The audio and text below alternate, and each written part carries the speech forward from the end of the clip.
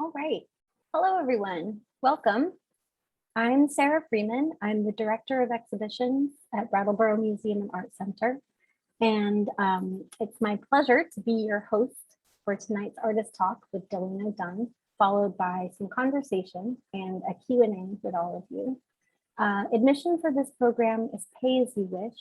If you'd like to donate to Brattleboro Museum and Art Center to support this and future arts programs, you can do so at brattleboromuseum.org/support. And you'll also find information about membership on that page as well. Tonight's event is presented in connection with the exhibit Novelties, which is on view through October 11th at BMAC. In tonight's program, Delano will give a talk about his exhibit and his process.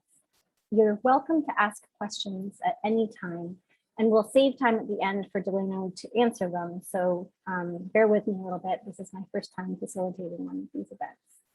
In just a moment, we'll get started and Delano will kick things off, and he'll be speaking for around 30 or 40 minutes, and he and I will be having some conversation during that time, and then we'll open it up to you for questions and comments.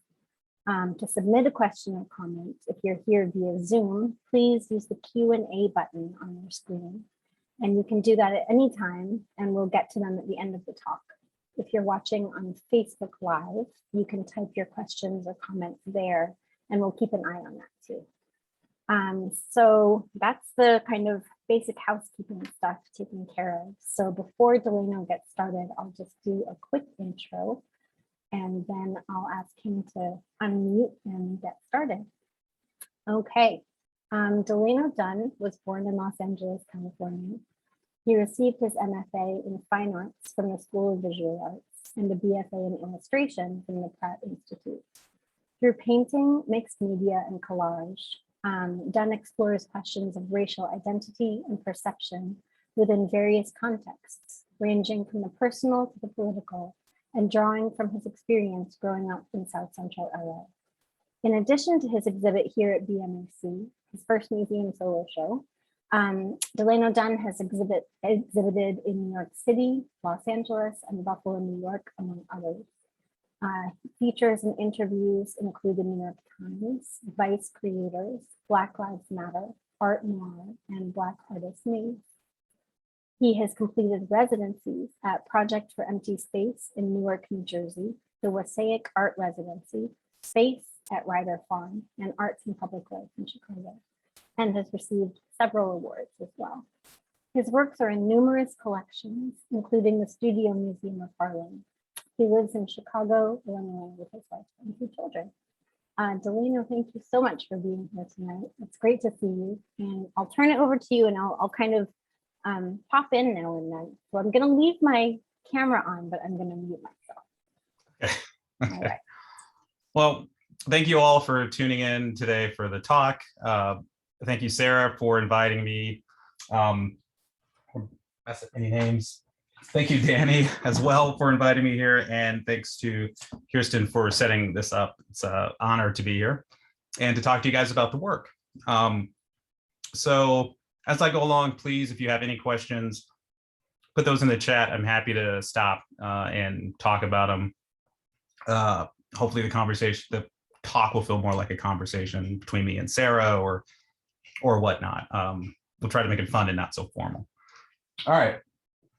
So let me share my screen.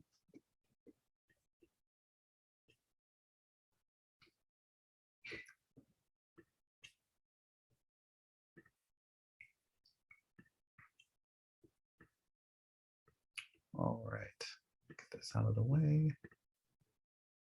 All right, I'm going to assume that everyone can see this.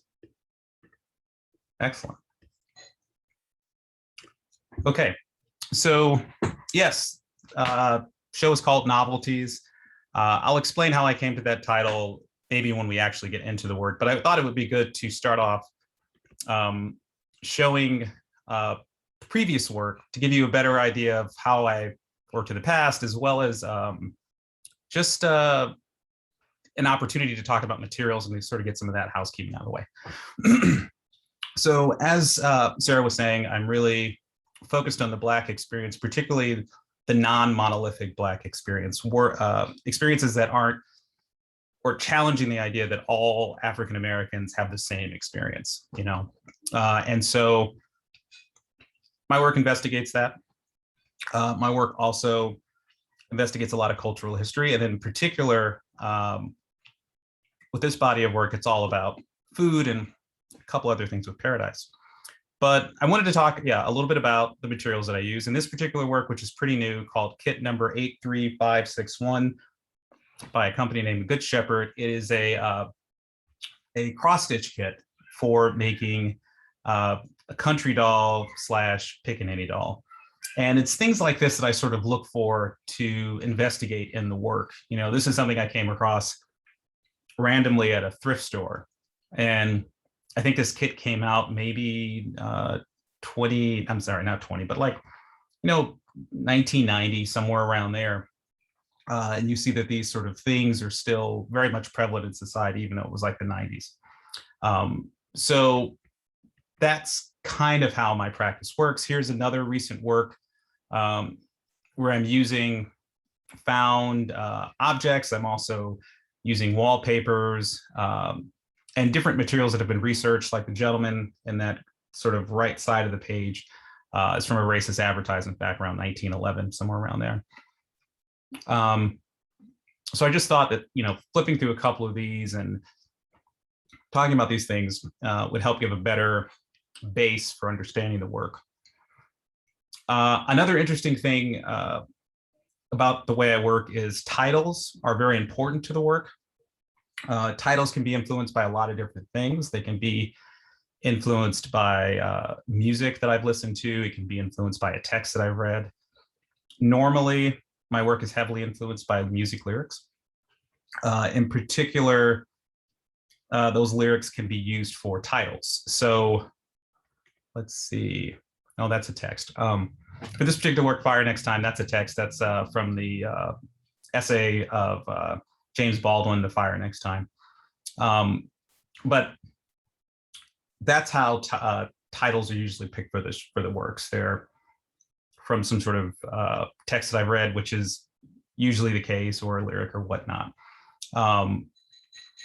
In this particular work, you're looking at wood surface with a lot of collage elements.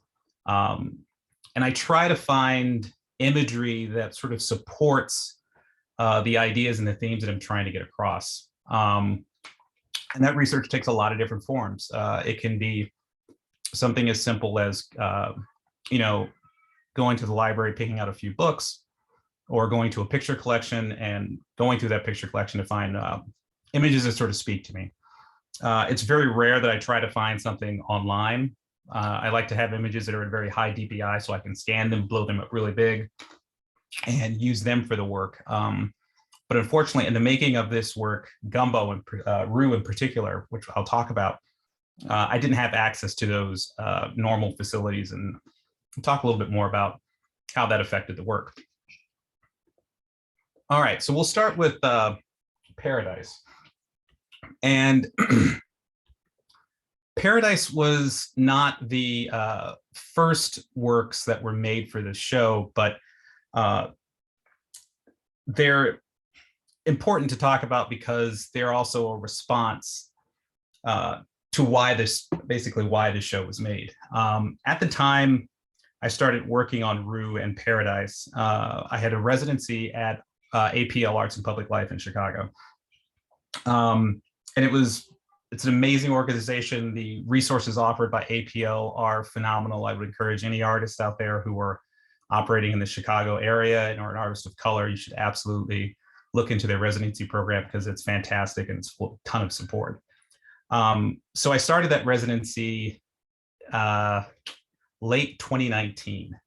And the initial plan had been to make a body of work about bill of sale that I had received for a slave named David. And I was going to use the facilities because APL is connected to UC Chicago. And I was going to use those connections, but unfortunately COVID hit. And COVID completely took away my access to facilities, it took away my access to the archives there. And it was pretty devastating. That project had to get scrapped. And in addition, I had planned to scrap Rue. Rue had initially just been sort of an idea for one painting that would get me kind of back into, well, help me gradually get into the residency, sort of to get my feet wet, to get comfortable in the space, and then feel like I could really, you know, get down and start working on the other project. But again, COVID hits. I had started Rue, and I had to move out of the studio and take everything to my garage and work. So it was a very frustrating process. And during that frustration, I had very limited access to material. So a lot of the stuff I'm using is stuff that's around the house. And some of that material, a lot of that material, I should say, went into the making of Paradise. And one thing in particular was this Walt Disney children's book called Uncle Remus Stories. The Uncle Remus Stories is something that I have investigated before in a body of work called Provenance about Joel Chandler Harris and his making of the Uncle Remus stories and like Brer Rabbit and things like that. So I have these materials laying around, and I really still wanted to investigate it. And I thought, oh, this is a really good opportunity. Let me see what I can sort of use to work with this. The second text I found was this one, which was the Court of Flora. There's nothing particularly that particularly connects this with the Uncle Remus stories, except for the fact that there is, I found a sort of a cultural, I don't know if maybe it's not culture, but I found this connection between the idea of these very sort of awful depictions of African Americans being somewhat dim-witted, and these idealized drawings of white women. And it immediately made me think of, you know, interracial relationships in America, particularly in the South, you know, back in before like the 1960s, even now. And it also made me in a strange way think of Emmett Till. And so I thought, you know, this might be an interesting sort of thing to explore, but I needed something else to go with it. And so with digging around the house, I also found this, which is called Window of My World. And it's a how-to paint book that's from probably, again, maybe the 80s or the 70s. And I started flipping through it, and in Windows of the World, they have very idealized scenic views. And I thought, you know, what it would be great to sort of take the innocence of that instructional manual, then also take these images of that are from this Walt Disney text, the Uncle Remus stories, and also take these images of these sort of idealized white women and build a narrative from that. And that's what gave me Paradise. The title for Paradise comes from a very simple place. At the time, I usually make playlists for the music, for the works that I'm making, and in making this one in particular, I was listening to a lot of Sade and the song Paradise. And I think it's actually the name of an album too. And so that's where the title came from. And it just so happened to naturally fit. The addition to the title, like the winter vignette, is what the drawing of this sort of idealized scene is. So that's where those sort of came together. The works were done relatively quickly in the sense that, you know, I would cut the images out, lay them out on my work table, and sort of move them around, play with them for a while, maybe then come back the next morning, move them around again, and then adhere them to the page. I didn't want to to bring in too much other material because I wanted them to be very sort of streamed and cut back and just very sort of not complicated in terms of the construction of them, but more about the content of the work. I wanted that to feel more not complicated, but much more thought-provoking necessarily than the materials used. And it was a really interesting experience. It reminded me a lot of my earlier days of collage, and when I first started to think about the relationships between images, and before I did a ton of experimenting with the materials that I was using.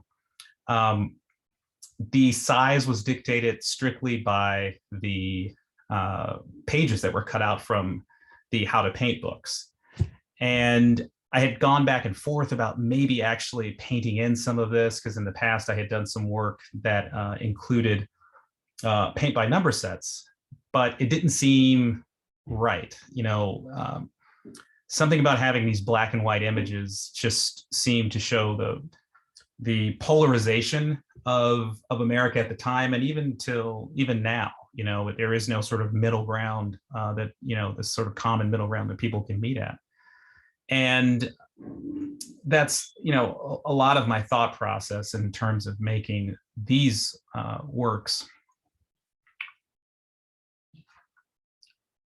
And in assembling the works, the conversation really is heavily about this relationship, this sometimes fraud's not the word, but this relationship between African-American men and white women that can at times be problematic to people in our country.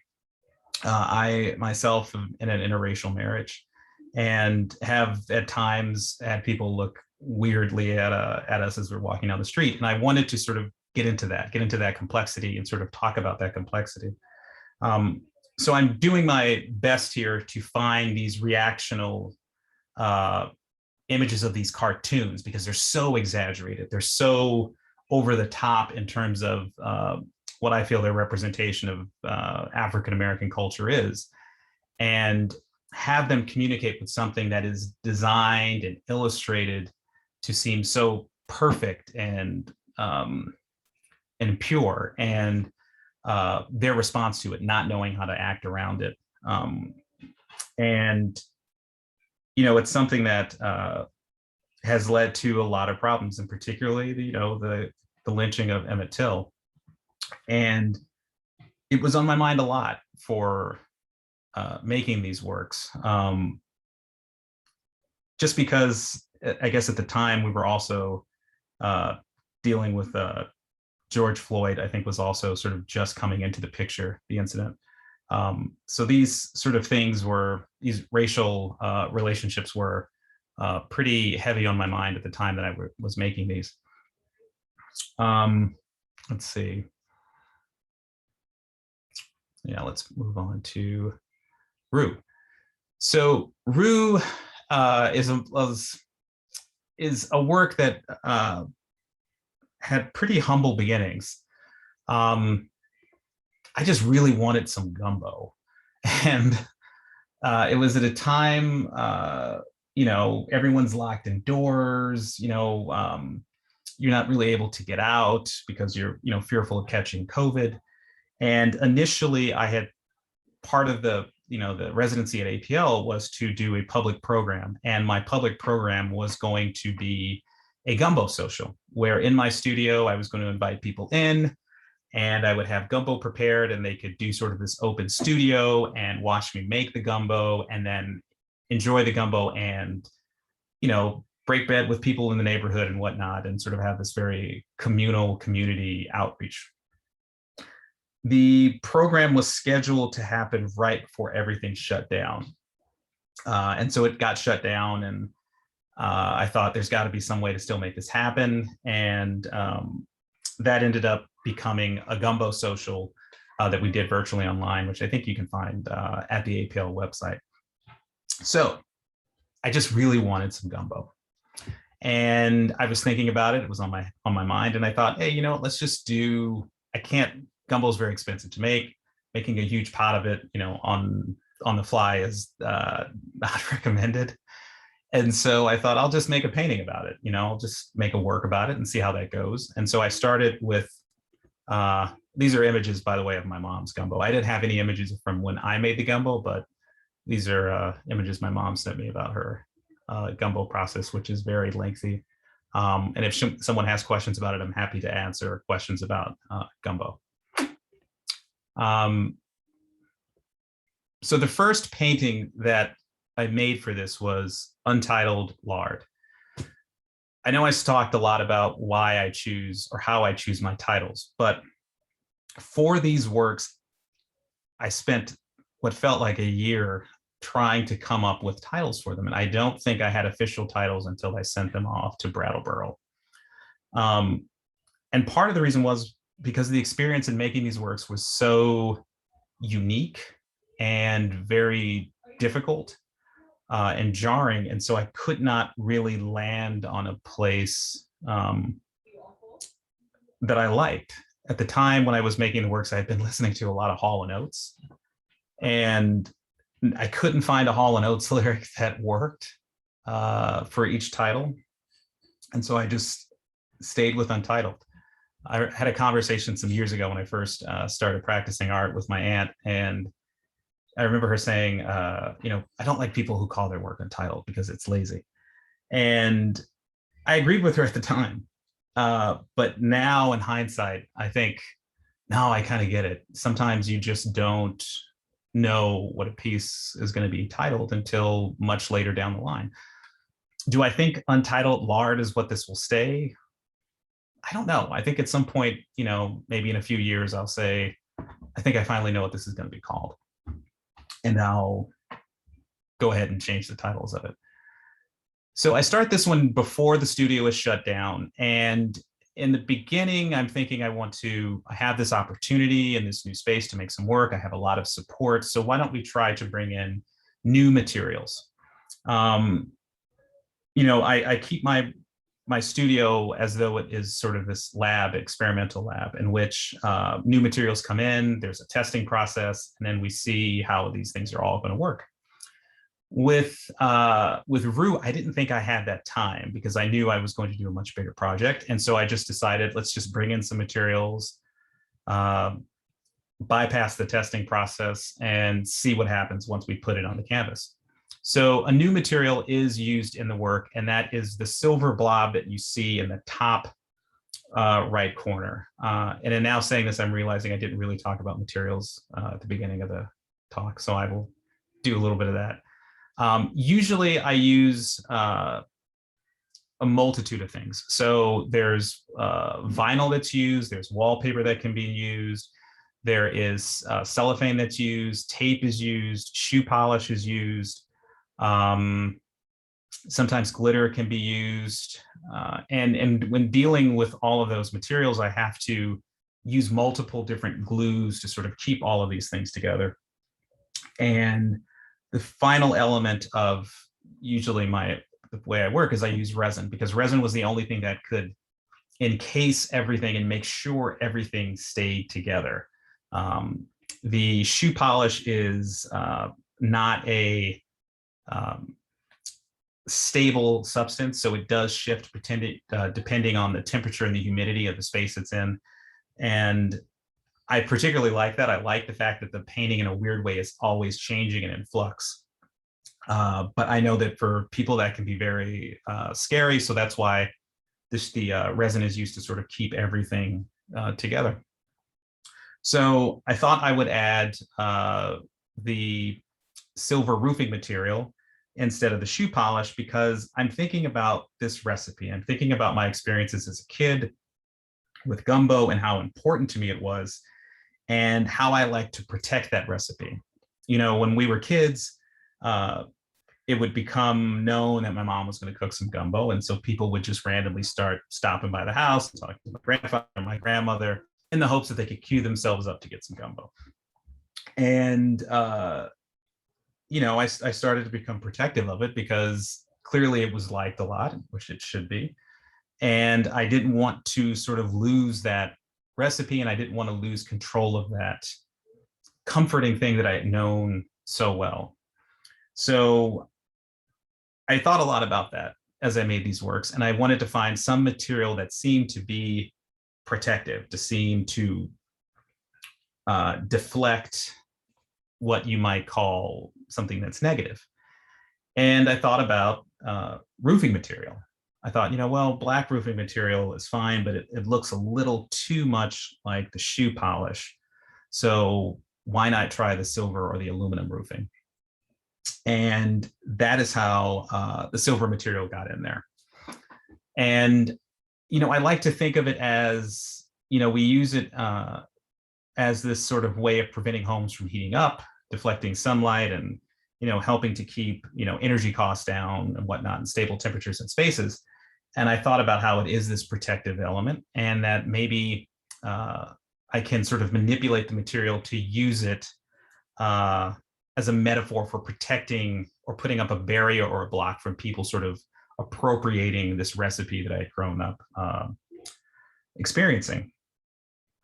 Another element in the works was another aspect of the work is I wanted to show how fiercely protective I was of this recipe. And that's what brought in the sort of circus animals, the bears, the tigers. I think there's a bat and a couple of them. Because I wanted to emphasize to folks that I'm kind of a snob about Gumbo, and I'm very particular about it, and I can kind of be not nice about it, and that I protect this family recipe. Like, I really don't want this getting out there. I don't want this recipe to change. And so that's what brought in these sort of very fierce animals. The individuals in the work who seem to be in conflict or fighting are there to represent the attempted appropriation of this recipe. And, someone pointed out to me a while ago, I think before the show went up, that most of the people who are engaging with these animals were white. If I was trying to make a comment about, white appropriation of the African-American experience, and I said, no, consciously, no, that wasn't a choice, but maybe it was something that was going on subconsciously, because there is a history of that occurring. But I can't say confidently that, yes, I was thinking about these things. So that's the materials and the process and the thinking process for making these particular works. To understand them a little bit better, I'm going to talk to you about Gumbo. So there are a couple of really important key ingredients to Gumbo. One of them is the Holy Trinity, and that consists of celery, green pepper, and onion. Now, as a side note, Gumbo recipes are usually passed down through the generations by word of mouth. And any of you who received the Gumbo recipe would know that it's very loose. It doesn't give you complete measurements. It's a lot of guessing, and that's the way it was sort of been passed down in my family. And so when that pass down happens, it's kind of like a game of telephone. Certain things get lost or changed in translation. And for my mom, for some reason, celery was taken out of the Holy Trinity. I don't know why. She's very adamant that she's never made Gumbo with the Holy Trinity. And I think that's nonsense, because as a kid, I remember her having celery in it. We had her talk about this recently, and she didn't understand why I thought celery was in it. But that's the Holy Trinity. It's got to be in there. So the Holy Trinity, once I realized that this was the only project I was going to be able to make during my residency, I thought, let's focus on Gumbo. Let's focus on aspects of Gumbo, and Holy Trinity is a big part of it. So let me focus on that. So I decided to do work that had a couple of elements of the Holy Trinity. The other important thing about Gumbo is the roux.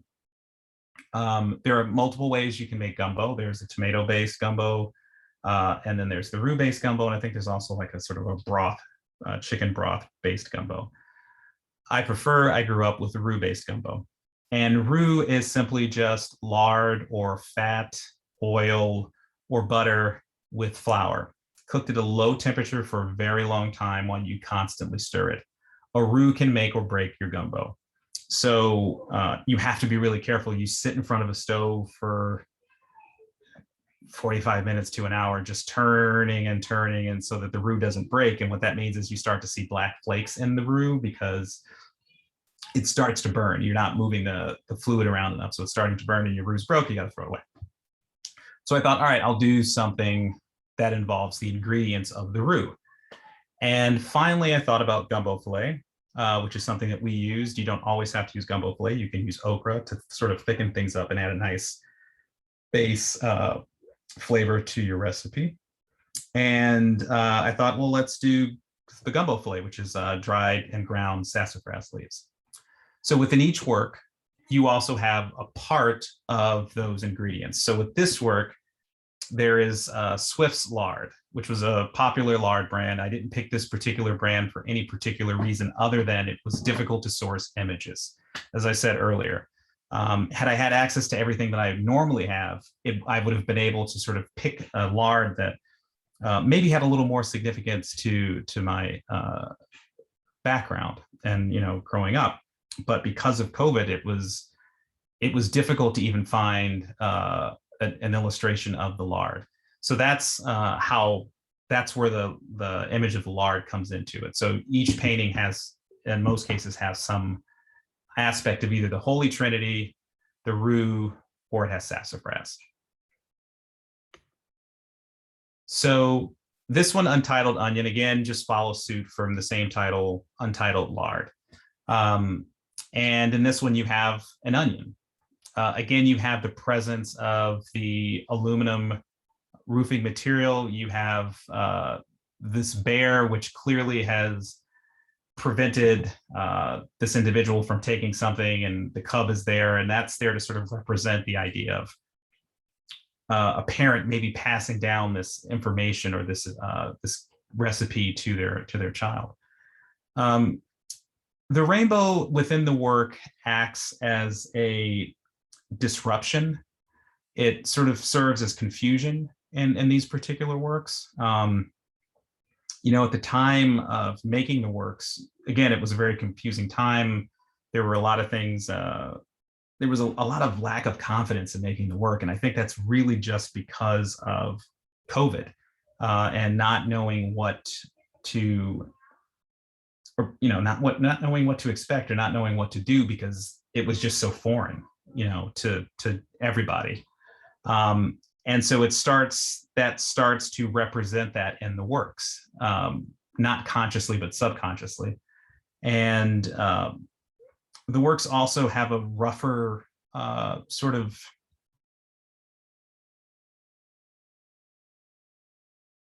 scratchy is not the word, but there's a grittiness to these works that I don't think existed in previous works. And again, I think that's all just a response or a collateral damage response to COVID. You can see the wallpaper, which is at the top. That was a sourced wallpaper. Usually they're, you know, pre-1960s. There's some vinyl in these works again. There's a little bit of paint, but then you have this layer of mylar, which is that silver material, which is sanded down until it becomes transparent. You can start to see all this layering occurring. And then this is an example of the Holy Trinity. You've got lettuce, what the heck am I talking about? You've got celery, onion, and the green pepper. And so for this work, again, it's the onion. So not every one of the Holy Trinities are represented. I think it's just onion. I don't think celery is. Maybe green pepper is, but I can't remember for sure. I have a vision that green pepper's in there. So yeah, so this is the Holy Trinity.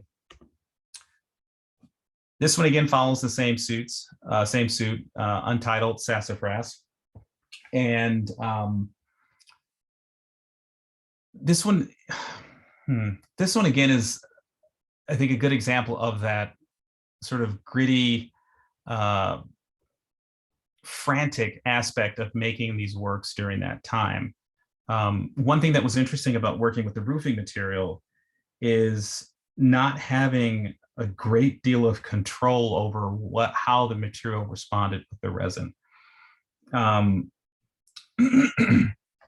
With the shoe polish, I've been using the shoe polish for so long that I know how it's going to respond at times. I know that it's going to maybe clump up depending on what time of day it is and what the temperature is outside. I know it'll be a little bit runny if I do it sort of around midday. If it's very cold outside, it'll be real, clumpy. The roofing material, first of all, comes out a little bit sort of like tar. It's like a weird transparent kind of black that has some shimmer in it. And so you put that into the resin and it starts to have a form. But the resin takes around 24 hours to cure. And in that process, the roofing material starts to chemically change. It starts to spread out more. It starts to turn this silver, and you lose control over its ability to. Well, I lost control over its ability to do what I would like it to do. So in the works, I would say that in a way there's sort of these happy accidents. There are moments where I just can't, again, control what this material is going to do, and so I think it's represented in the way the material sort of moves throughout the canvas, and I think it's a very good representation of the frantic nature in which the works were made. Let me go back to the sassafras, yeah. And so this is an example of sassafras. You have the leaves here, which are prominent in the south and the northeast, I think. And then you've got this sort of ground up fillet, and that's what's used to sort of as a thickening agent. I'm going to go back to this one. So the whole experience, I think it wasn't until after technically the residency was over that I completed these. And I make them and I choose not to look at them because they're such a stark reminder of what was going on at the time. And the same thing goes with Paradise. I made it and I thought, I don't particularly like these works because of the emotional attachment to them. Anyone out there who's an artist, I think, can appreciate that. And so I put them away and I don't look at them for a good while. And then Sarah reaches out and I thought, all right, well, maybe, my schedule is pretty packed. I'd really wanted to make, some new paintings, but I had a lot on the schedule. And I thought, well, you do have two bodies of work that you've got sitting around. Let's take them out and take a look, see how you feel about them now. And so I brought them out, let them sit around for a little bit, and just kind of walked by them every couple of days and thought, my opinion of these has shifted quite a bit because I can see now emotionally where they were coming from. I can see the stress, I can see the conflict that's happening in the works. I think they should be out there, as opposed to just in the closet. And so if it had not been for Sarah, I probably would not have had an opportunity to revisit those works and would not have probably shown them. My relationship with Gumbo has slightly changed since making this work. In the process of interviewing my mom and a lot of her friends about their practice in terms of making the Gumbo, I started to realize that recipe in my family has shifted a lot. She's picked up things from my grandmother. She's picked up things from her friends who also add certain elements to their Gumbo. And so it's, again, this ever-changing recipe, which really put Gumbo in a different perspective for me. And it made me realize that it's much more of it's a social experience. It needs to have a social element to it. And that the beauty in it is that it's always in flux, and it thrives off of new interactions. And so I took it also as an opportunity to shift the recipe that I have back to something that I sort of remember, which was adding back in the celery. So I'm sure that when I pass the recipe down to my kids, should any of them ever want to cook the gumbo, they too might make changes to the recipe. It led me to want to share the recipe. I told my mom I was going to do it, and she looked at me like I was crazy, not because I was going to share it, because she didn't understand why I hadn't shared it before. And I reminded her of a conversation we had years ago about the gumbo recipe and how she didn't want to give it out to someone, but she can't remember that. And so the gumbo recipe is now out there. You could find it via APL, and I really do think I passed it to y'all, Kirsten, when we were doing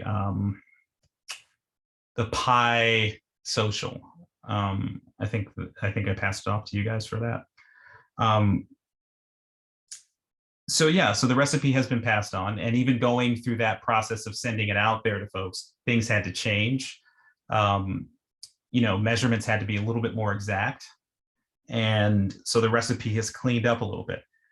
That I think I'm actually a little bit worried about. I do like it sort of being this trial and error of calling home and saying, hey, how much gumbo filet am I supposed to put in this? Instead of hearing, put in a tablespoon of gumbo filet, knowing that you got to put in a couple pinches, stir it, see what happens, wait an hour, and then put a little bit more in. And if you put too much in, then just add some more stock to it. There's something about that experience that is so unique and so wonderful. I don't want people to lose that experience when they cook the gumbo. But I know that that's it's a difficult thing, particularly for someone who has never cooked it or experienced gumbo. I do want to go back to paradise. I feel like I didn't talk enough about paradise. Sorry for going through the slides so fast. Paradise, again, is this response. But, paradise is something that I think in a strange way is this holdover from experiences as a kid growing up or going to school in a very affluent neighborhood that was predominantly white, and having, partners who were white at the time, and knowing that it was frowned upon. It was frowned upon, and comments were made about, my relationship with some of, with the girls I was dating in high school. And I think it was just an exploration of that, this attempt to sort of reconcile the things that were said and heard and experienced, during that time, and so forth, as someone who is, and has been in and is still in an interracial relationship. I think people take it for granted that we live in a time where supposedly we're much more accepting. But again, you have to think of something as simple as this had to go to the Supreme Court to be something that was acceptable in the States. So I think that paradise is that. It is this reconciliation for me. And that, again, is something that took a long time to get to. It wasn't immediately realized after I completed the work. It was much further down the line, I think, right before I sent the work off to Brattleboro, that I started to realize that I think this is what this is about. And again, you could ask me, in a month or two, and I might tell you that maybe it's about this too. But for right now, I think really it is just about the reconciliation of these experiences I've had as someone who's been in interracial relationships. My mouth is super dry, and I think at this point I will stop, and I am more than happy to answer any questions. I want to thank you all for sitting there and listen to me ramble. Thank you so much. That was great. I was like, oh, I'm just going to let him keep going, because it seems like you were Okay. like it made so much sense together. And we've got some questions. Before I start taking some of the audience questions, as I was listening to you and seeing the work, especially at the beginning in Paradise, I was kind of reminded of your the fact that you started your kind of art life that I'm aware of with your BFA in illustration. And Yes. I was just kind of wondering about what sort of influence, if any, that kind of beginning has on your current practice. Just seeing, you know, how you're kind of seeing illustration, you know, such varying kinds, like from the Uncle Remus stories and from those illustrated flowers, how you kind of, how that may have impacted your illustration study, may have impacted how you use those things. Yeah, you know, illustration, I love studying illustration. I am thankful that I studied illustration because it taught me how to communicate. And for me, communication is super important in the work. I jokingly tell people I can never just paint a picture of a flower. It's just not in me. But I can put flowers in a work because I can establish a meaning. But just like painting, you know, a vase with some beautiful flowers in it, it's not going to happen. Illustration is something I think about a lot. You know, it can sometimes be seen negatively within, say, a fine art context, but I think that line between illustration and fine art is very blurry now. You know, but it's important. You know, I think that it just gives you a way of looking at things differently. It gives you a way of sort of figuring out how to dictate a narrative,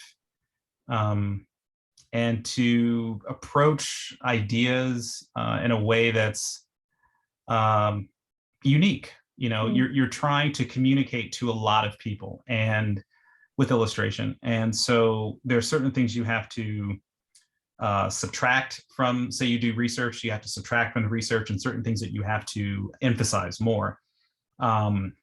And I think that's something that you learn doing illustration or communication design. And so it is something I'm always aware of when I'm operating in the studio. Yeah. That's really interesting. I don't think I ever really realized the research aspect as being so important in that particular context. That's very interesting. And I know you do a ton of research for your work now, and that was fascinating hearing how you kind of source images and are when you're looking at images, do you already have a body of work in mind? Like, do you have a direction in mind, or is it more what you find guides that? It's a little bit of both. I come into the project with some ideas. You know, I think, well, it'd be really interesting to talk about this and that. And then I start the research process, which usually involves a ton of reading. And then after I've collected a bunch of that stuff, then I'll start to go into the image searching. And sometimes, you know, I find the images that I want, and then other times I'll stumble across something that I wasn't expecting, and then that can start to pivot things. Right. It can start to give things a different direction. But it's a mix of the two. I think I can't think of one instance where I came in thinking this is what I'm going to do, and I've done it to a T. Right. Yeah, because that's kind of boring. And I need that spontaneity. I need the process not to feel so mechanical. And it's just the sort of way that I operate. Yeah. One other thing that I kind of also started really thinking about seeing or hearing you talk about these two bodies of work so close together, and was just the kind of idea of nostalgia and how that operates on a couple of different levels in both of these bodies of work. Kind of, you know, some people are very nostalgic for those Uncle Remus stories, and those, I mean, they're thinking of this kind of bygone era. And then of course you're kind of seeing the other side of that, where, like you said, the Supreme Court needed to make a ruling that like interracial marriage was okay. And that's the bygone era we're talking about. And yet then there's also this kind of nostalgia that you can see in your work with, the wallpaper, and even just the idea of the gumbo recipe that's been passed down for, from generation to generation, and like how you're remembering something from your childhood. And I wonder if there are things, like if there are children's books or things that you think about when you're making any of this work, or just other kind of nostalgic things that come to mind. I think the music I listen to is pretty Yeah. nostalgic. I was when gonna I'm making say, work. yeah. Yeah. There's the Steely Dan and Steely Dan, Hall and Oates. Yeah. All of that stuff is very nostalgic. I have very fond memories of my mom like taking me to school and hearing it. And she used to drive she still drives a Bug, but she used to drive like a fixed up Volkswagen Beetle. Wow. And hearing that sort of playing on the radio as we were going to school. So nostalgia, yeah, it's a big deal. I'm not someone who wants to like live in the past at all, but you can't help but think about those things that have been formative to you, if there was a way for me to find something that allowed me to make work about like GI Joes and Transformers, I absolutely would. Right. But I can't think of it. If someone out there does, please feel free to write me an email and say, hey, this would be a good opportunity. No, but nostalgia is it's great. Maybe I'm letting people in on my experience as a kid, and letting them see what's formed me, all the random things. But it's just a good place for me to mine things. I mean, the work not only am I using my own personal feelings or my experiences with nostalgia, but I'm also thinking about the past in that way.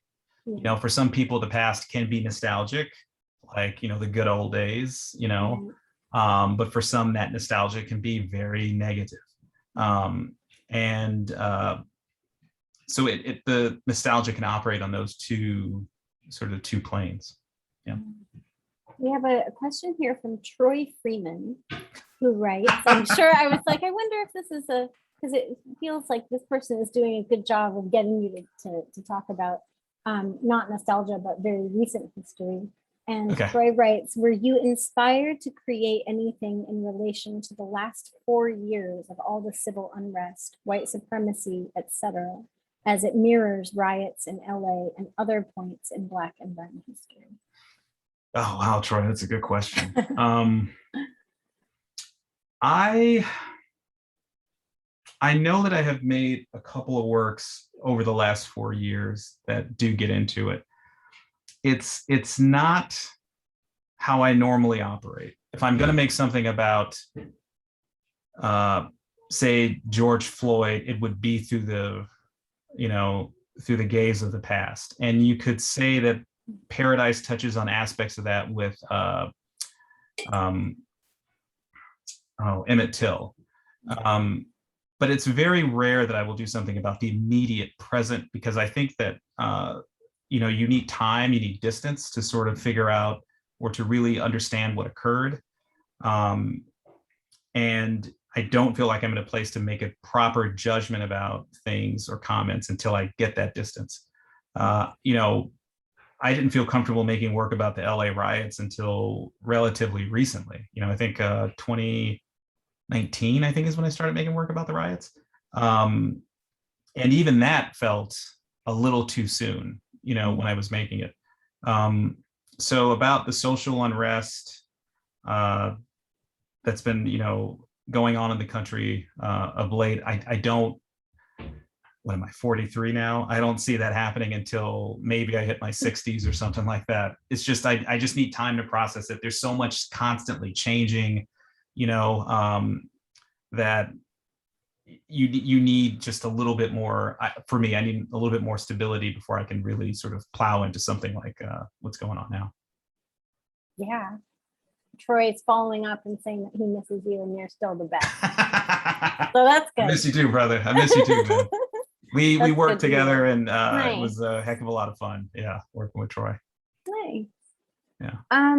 So I kind of also wanted to come back a little bit to the gumbo, which the gumbo recipe, your family's gumbo recipe is now like gone international because it was featured on ArtNet.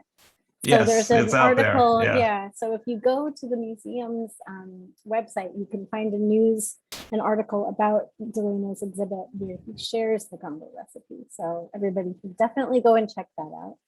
And I kind of wanted to, well, I guess I was mostly just wondering, like, is part of the reason that things, exact measurements aren't given, things are a little bit, loosey-goosey, a little bit hazy, is that part of how people protect their recipes? Like, because that means it's never going to be the same.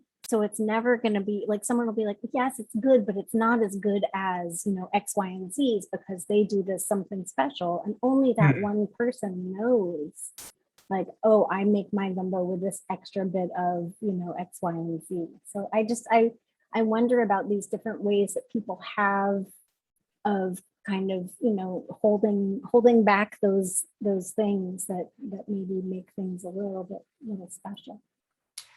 I think so, absolutely. As you're saying this, I'm trying to rack my brain because I know I have experienced people say like, oh, my grandmother has this recipe for like a cream pie, but she will not write it down. She won't even tell it to me. Right. And it is this form of protection. It's a way of protecting that recipe. I do the same thing. The writing it down, though, I think is more of a byproduct of that was the best way for most of these, slaves and house workers to sort of communicate. Most of them weren't taught to read or write. Yeah. And so it was just natural for them to pass it down verbally. And I think for many folks, that culture of the verbal, passing down of knowledge and information still exists. I've done the recipe now enough that I could probably comfortably pass that recipe down to someone without writing it down. I just think it's a holdover. But I think it's really is just because of the way it was handled, or, because like this book, which I didn't really get to talk about, the Picayune's Creole Cookbook, they basically talk about that in the intro to the book, about how these recipes are passed down, and that there is some, play in terms of what you use, but this is just what you have to get accustomed to as you start to cook things from this book. And I think for the pie social, it was a pie from this, which didn't turn out good, which I was very honest about. You were not into that pie. It was not good. It was not good. It was not good. So disappointing. It's disappointing, but it's, you've got to sort of try it, to see if it's any good. I can't imagine it's that famous of a Creole pie. Maybe someone out there has made it and they're making it right. But that's like it's kind of like the fun of it. I've been around my mom sometimes where she's made a pot of gumbo and thought like, no, this didn't taste right. And me personally not being able to tell the difference, but because she's made it so many times, like she knows what's missing or what's absent from it.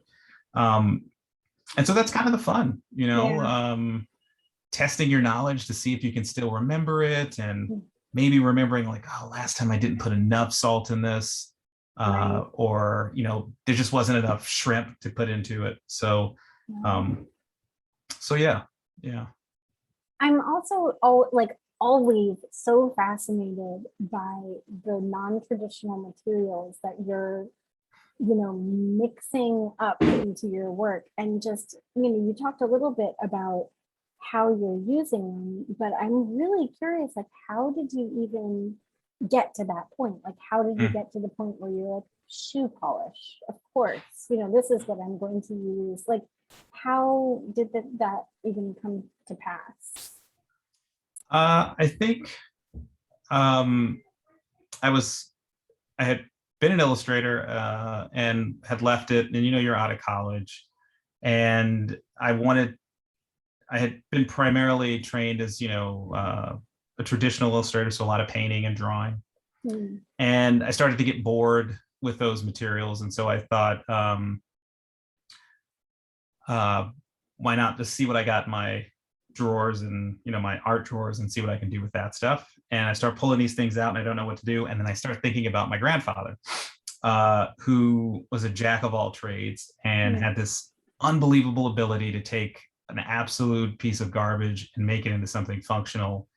And I thought, well, what would Chuck do? Chuck would probably solder this together and throw some shellac on it. God knows why that's part of it, but hey, it works. And so I started thinking that way, and it became fun. The first experiments were not good at all. I didn't understand resin. It was doing weird stuff. But as I start to do it more and more, it becomes a little bit more second nature, and I can start to see where I can push and pull things. And that's the genesis of it. It really is my experience as a kid watching my grandfather operate, and just happening to be in the right time in my life when I didn't have the finances to make the work I wanted to make, and taking these materials and bending them and molding them to do what I wanted them to do. That's really kind of alchemy situation. Mm-hmm. Yeah. So we have a response here from Gina Penn to the gumbo recipe, and they say, I think protecting a recipe is also very much about protecting your position. If you don't share your famous gumbo or mac and cheese or 7-Up cake recipe, then you'll always be looked to for making that particular thing for Thanksgiving or the cookout. So yeah, that's like what you're known for. So if you're making the best gumbo, but you don't tell anybody else how to make it, then that's true. You. That's very true. Yeah, that's a good observation. I do. It's hilarious that Jenny, was it? Gina, yeah. Excuse me, Gina. That you brought up the 7-Up cake recipe, because I remember those quite a bit as a kid, and yeah, people do strangely protect a 7-Up cake recipe. I've never made a 7-Up cake, but that is one that I feel like I remember everyone saying like, oh, Catherine makes a really good 7-Up cake. Let's see if we can get one from her or something, Does it make, do I feel like it makes me unique and known for the gumbo? Probably not, because I don't take any credit for it. I pass it off to my mom. Yeah, you're very vocal about that. You're very much like, this is somebody else's recipe. Yeah, it's not mine. And does it make her known for it? Yeah, the neighborhood knows that she makes amazing gumbo, and now people in New York City knew, because she came out there and did it once. So people all over the place know now that Diane is known for her amazing gumbo recipe. Would that make her comfortable? Probably not. I'm sure she's probably uncomfortable with all that attention she's getting. Yeah.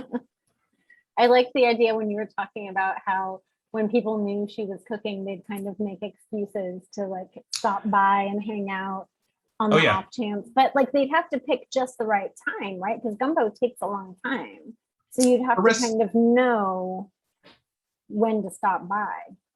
Well, usually you knew that gumbo was going to be made after Thanksgiving. So sometimes we would have our Thanksgiving dinner on Thursdays, and then Friday would be a gumbo social. Wow. Or it would be within a week, a week or two. Yeah. So people knew, like you knew she was going to the store to get stuff.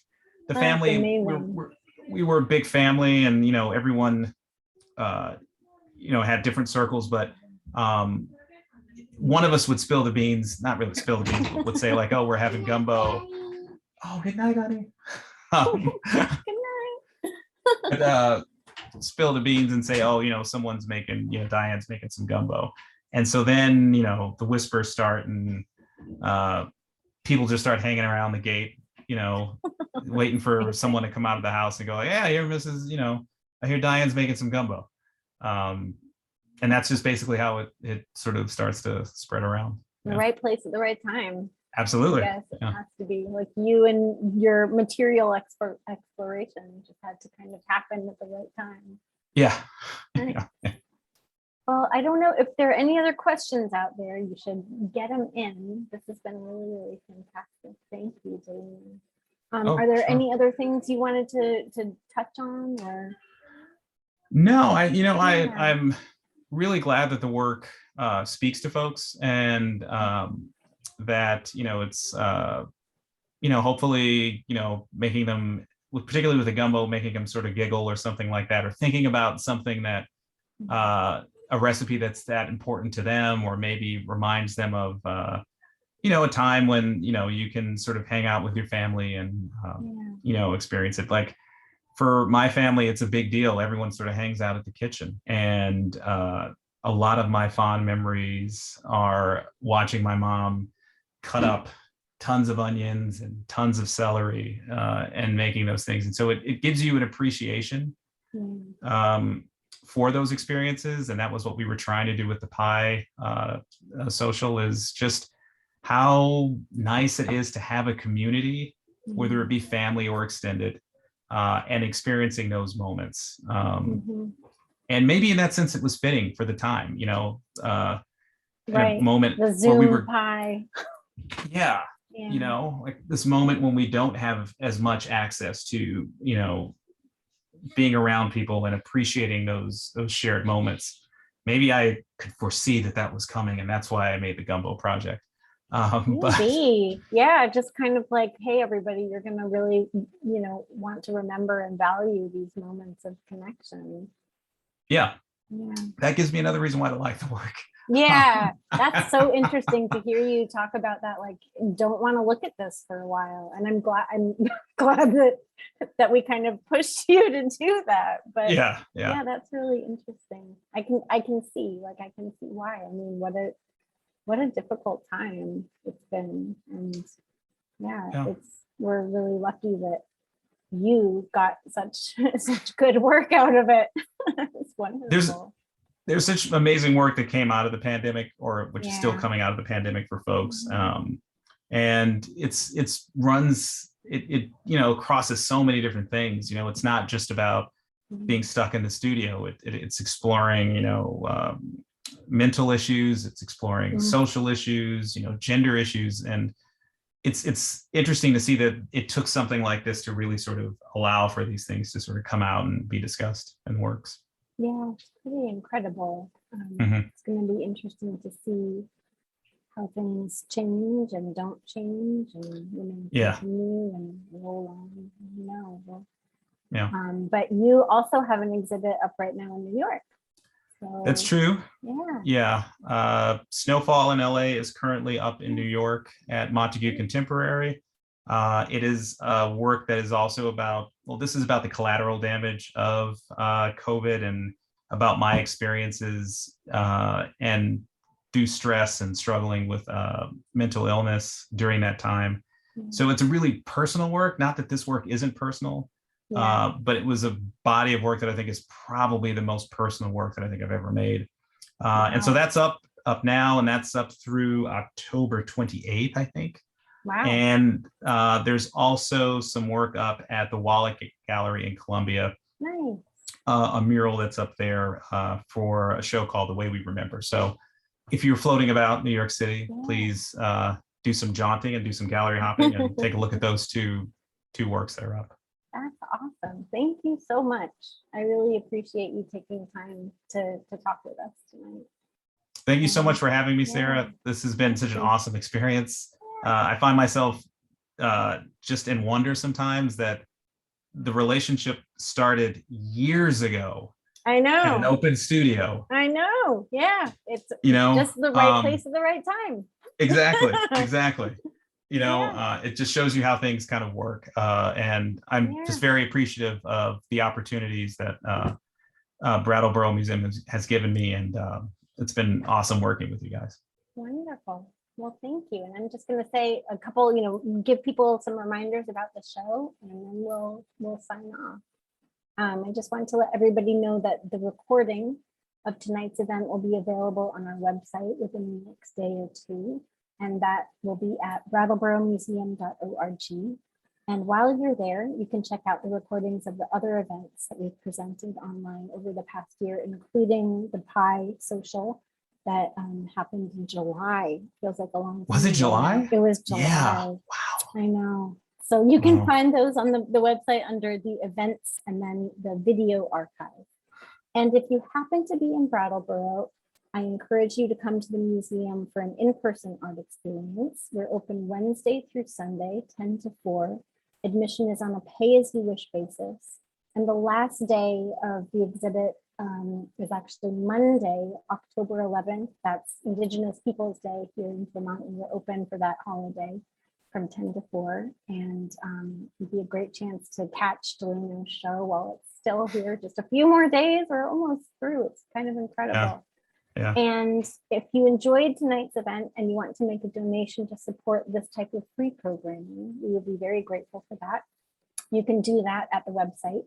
That's brattleboromuseum.org/support. And that's it. And thank you, Delano, so much. And thank you to your family for sparing you so that you could be with us tonight. I know I heard your daughter saying goodnight, and Yeah. so we'll let you go. But thanks everybody for joining us, and have a wonderful night. Thank you all. Appreciate it. Take care. Bye-bye. Bye.